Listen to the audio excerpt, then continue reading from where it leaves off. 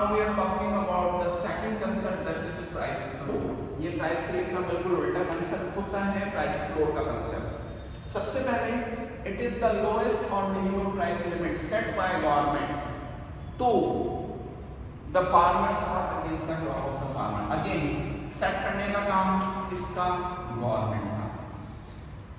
This time this is lowest और minimum price limit. पिछली बार जो हमारी प्राइस सीलिंग का कंसेप्ट था वो हाईएस्ट प्राइस लिमिट था, लेकिन इस बार ये है लोएस्ट प्राइस लिमिट। अब कहानी बता देता हूँ क्या है। आप जानते हैं कि फार्मर्स, आपने इकोनॉमिक्स का कंसेप्ट पढ़ा हुआ है, प्लस फार्मर्स की एक मेजर तकलीफ ये है कि हमारे इंडिया के फार्मर्स पुअर हैं, उनके पास स्टोरेज कैपेसिटी नहीं है, उनके पास वेयर हाउसिंग की कैपेसिटी नहीं है। तो होता क्या है, जब हमारे फार्मर्स जब अपनी प्रोडक्ट या अपनी क्रॉप उगा लेते हैं, उसको बेचने के लिए जाते हैं मार्केट में ट्रेडर के पास।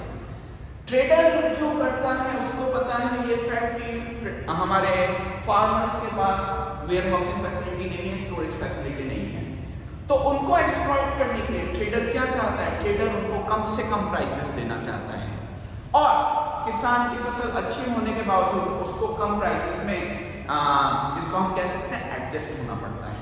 तो अब हमारे फार्मर्स को अपने प्रोडक्ट की सही प्राइस मिले, अपने क्रॉप की सही प्राइस मिले, इसके लिए गवर्नमेंट एक लोएस्ट या minimum price limit set out कर देती है। देखिएगा, इसका मेन एम है to avoid the farmers to get low prices for their output और क्रॉप, या फिर to make sure they get correct prices of their crop. इसका रिलेशन मार्केट प्राइस से हम करें तो फ्लोर प्राइस भले ही लोएस्ट लिमिट होती है, लेकिन ये मार्केट प्राइस से हमेशा अप सेट होती है या ज्यादा के लेवल पे सेट होती है। देखिएगा कैसे। मान लीजिए हमारा फार्मर जो अभी एक सप्लायर है, वो मार्केट में ट्रेडर के पास जाता है जो कि डिमांड करने वाला पर्सन है, और मार्केट में दोनों के बीच में कॉन्वर्सेशन हुआ। फार्मर को अपनी क्रॉप बेचने की जल्दबाजी है क्योंकि उसके पास वेयर हाउसिंग फैसिलिटी नहीं, स्टोरेज फैसिलिटी नहीं है, और ये बात इस ट्रेडर को पता है। तो वो जानबूझ के किसान को जो भाव ऑफर करेगा या प्राइस ऑफर करेगा क्रॉप की, वो कम करेगा। क्यों? क्योंकि वो कम में खरीदना चाहता है और आगे जाके कस्टमर को ज्यादा में बेचना चाहता है। समझ में आ रही बात? ये ट्रेडर जो है आगे जाके अपने घर पे उस गेहूं या अनाज को नहीं लेके जाएगा, वो क्या करेगा? मार्केट में बेचेगा, लेकिन वो बेचते समय ज्यादा प्रॉफिट कमाना चाहता है, इसलिए वो इससे कम में खरीद रहा है। तो मान लीजिए हमारे ट्रेडर ने कहा कि मैं 40 रुपीज पर केजी पे आपका प्रोडक्ट खरीदूंगा। फार्मर को कहा कि 40 रुपीज पर केजी पे आपका प्रोडक्ट या आउटपुट खरीद लूंगा। अब समझिएगा, फार्मर नोस और feels this price is quite low. Farmer को ये प्राइस बहुत कम लगती है और उन्हें ठीक फील होता है कि इतनी मेहनत के बाद भी मुझे, और इतनी अच्छी फसल होने के बाद भी मैं कोई कमाई नहीं कर पाया। अब गवर्नमेंट क्या करेगी? एक ऑर्डर जारी करेगी। उसे पता है कि फार्मर को ये प्रोडक्ट या ये प्राइसिंग लो लग रही है, तो गवर्नमेंट एक फ्लोर प्राइस लॉन्च करेगी।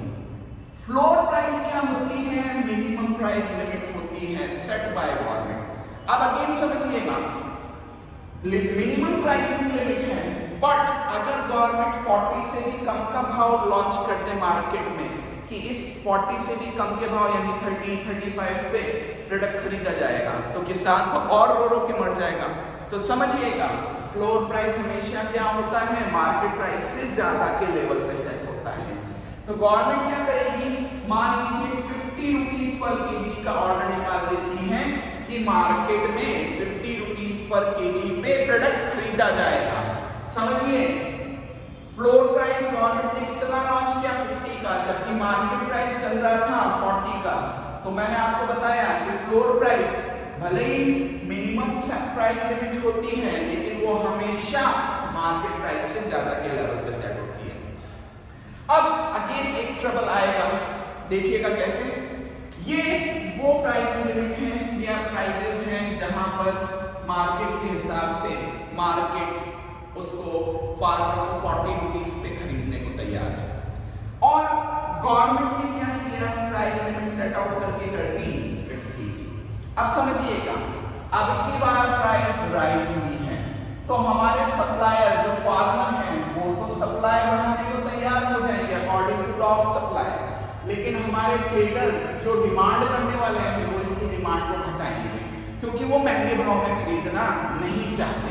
तो अब जैसे ही 40 से 50 हमारा प्राइस लॉन्च होगा तो हमारे सप्लायर डिमांड कम कर देंगे, और डिमांड का एक्सटेंशन कॉन्ट्रैक्शन होगा E2F, डिमांड कॉन्ट्रैक्ट होगी E2F,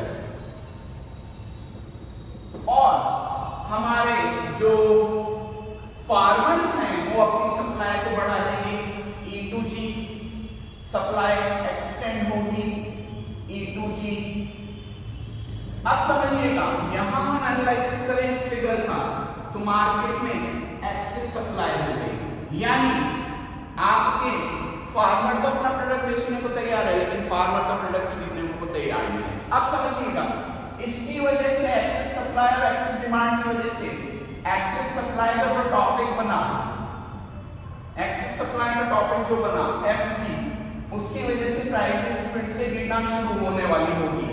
तो ऐसे टाइम पे गवर्नमेंट एक डिक्लेरेशन करेगी कि अगर आपका प्रोडक्ट मार्केट में कोई नहीं खरीद रहा, सुनिएगा मेरी लाइन को अच्छे से, कि अगर आपकी फ्लोर प्राइस पे आपका प्रोडक्ट मार्केट में कोई नहीं खरीद रहा तो अब फ्लोर प्राइस पे आपका प्रोडक्ट कौन खरीदेगी?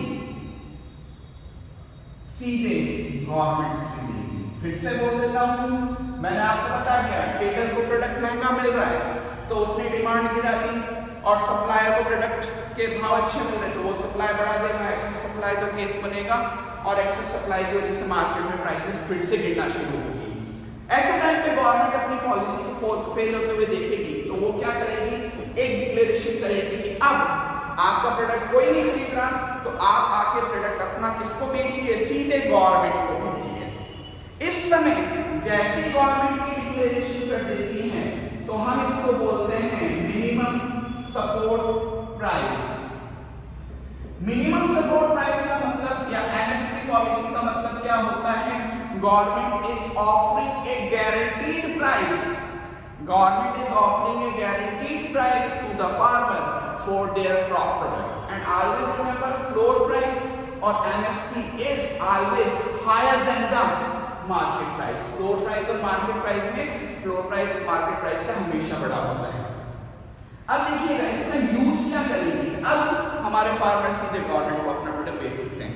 हाँ, इसमें एक चीज और है कि गवर्नमेंट आपको ये भी फैसिलिटी देती है कि अगर मार्केट में कोई आपको मेरे फ्लोर प्राइस से भी ज्यादा या जिस प्राइस पे गवर्नमेंट परचेस कर रही है उससे भी ज्यादा प्राइस ऑफर कर रहा है तो आप मार्केट में भी जाके अपना प्रोडक्ट बेच सकते हो। आपके ऊपर कोई बंदिश नहीं है या लिमिटेशन नहीं है कि आप अपना प्रोडक्ट मार्केट की बजाय गवर्नमेंट को बेचोगे।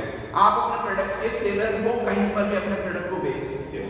अब जब गवर्नमेंट के पास इतना सारा अनाज पहुंच गया तो गवर्नमेंट उसका यूज क्या करेगी?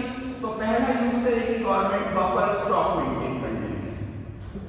बफर स्टॉक का मतलब क्या होता है कि देखिएगा, बफर स्टॉक का मतलब है कि हम फ्यूचर के लिए प्रोविजन करके रखें। कंट्री कभी बाढ़, कभी सूखा, किसी अदर तरीके की जो हम कह सकते हैं कि क्लाइमेटिक कंडीशन का वो फेस कर सकती है। हो सकता है हमारा किसी कंट्री के साथ वॉर वगैरह हो जाए, कोई हमारे ऊपर अटैक कर दे, या फिर कोरोना जैसा आउटब्रेक हो जाए, तो ऐसे टाइम पे गवर्नमेंट क्या करती है? बफर स्टॉक मेंटेन करके रखती है। बफर स्टॉक का मतलब है कि कंट्री में जब कोई ऐसी ट्रबल हो जाएगा जिसकी वजह से इकोनॉमिक एक्टिविटीज और प्रोडक्शन एक्टिविटीज फुल स्ट्रेंथ पे नहीं हो रही है तो इस अनाज का यूज किया जाएगा। एक ये। नंबर 2, इसी परचेज किए हुए फ्लोर प्राइस पे परचेज किए हुए ग्रेन से आगे तक एक पीडीएस सिस्टम लॉन्च किया जाएगा जो अभी हमने प्राइस सेलिंग कंसेप्ट में पढ़ा था। तो वहां के पीडीएस के लिए व्यवस्था कहां से होती है? इस प्राइस फ्लोर वाले कंसेप्ट से होती है। गवर्नमेंट जो खरीद के रखती है अनाज उसी को आगे जाके पीडीएस सिस्टम में लॉन्च करती है।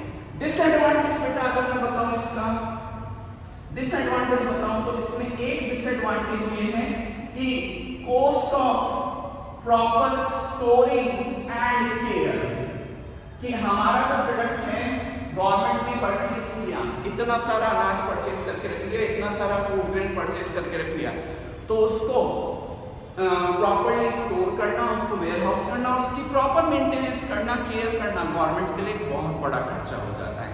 So this is price floor concept. Price ceiling का बिल्कुल अपोजिट कंसेप्ट है. And here we come to the end of this chapter and I am waiting for your queries. Please send your queries and I will definitely solve.